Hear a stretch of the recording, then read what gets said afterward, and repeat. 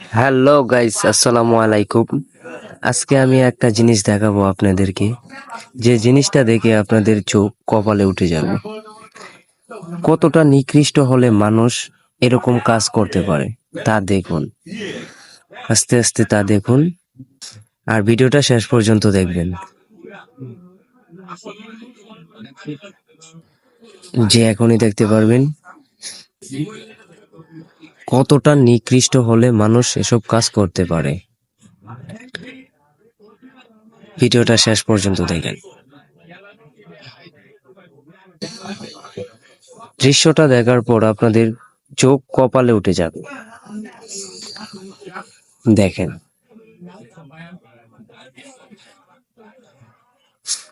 যে এই মুহূর্তে আসছে সামনে, আমরা অল্প কিছুক্ষণের মধ্যে দেখতে পাবো। দেখেন